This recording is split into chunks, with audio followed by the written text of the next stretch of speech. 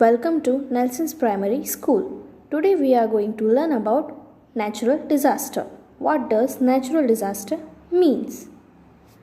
A natural disaster is a major adverse event resulting from natural processes of the earth, example floods, hurricanes, tornadoes, volcanic eruptions, earthquakes, tsunamis, storms and other geological processes.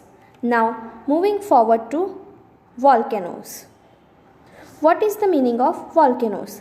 A volcano is a rupture in the crust of a planetary mass object such as Earth that allows hot lava, volcano ash and gases to escape from a magma chamber below the surface. Here you can see in this GIF also how the magma is flowing on the surface of the earth. Now moving forward.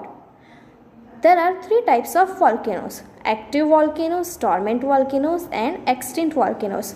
Now first we will learn about what is active volcanoes. Active volcanoes have a recent history of eruptions and likely to erupt again in future at any time. The best example are Mount Vesuvius and Mount Fuji. Here you can see in this image also. Now moving forward to dormant volcanoes.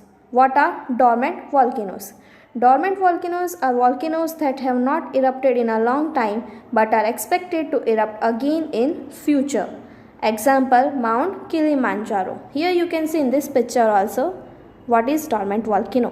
Now moving forward to what is extinct volcanoes. Extinct volcanoes are those which have not erupted in human history because they no longer has a magma supply. So that is known as extinct volcano. Now moving forward to earthquake. What is earthquake? A sudden shaking violent of the ground, typically causing great destruction as a result of movements within the earth's crust. Now what is focus? The point inside the crust where the pressure is released is called the focus. Now what is epicenter? The point on the earth's surface above the focus is called epicenter. Here you can also see in this picture also what is fault, what is epicenter and what is focus.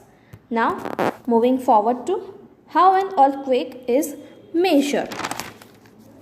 Seismic magnitude scales are used to describe the overall strength size of an earthquake. Seismograph is also used and Richter scale is also used.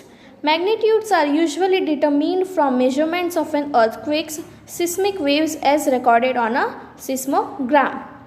Here you can see both seismograph and Richter scale also. Now moving forward to what are the effects of earthquake? The effects from earthquakes include ground shaking, surface faulting, ground failure and less commonly tsunamis. And people do not even have a chance to run. Here you can see the GIF of a building also how it is getting collapsed. Here you can see in this GIF also that people do not even get a chance to run. Now moving forward to tidal waves. What are tidal waves? A tidal wave is a regularly reoccurring shallow water wave caused by effects of the gravitational interactions between the sun, moon and earth on the ocean. Here you can also see in this GIF also these are high tides of the water. This is known as tidal waves. Now moving forward to this, you can here also see in this picture also this is flood and this is landslide. Now moving forward to flood. What is flood?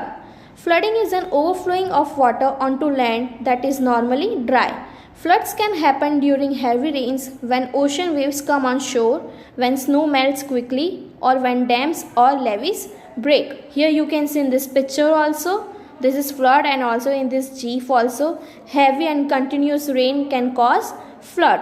Now moving forward to drought. What is drought?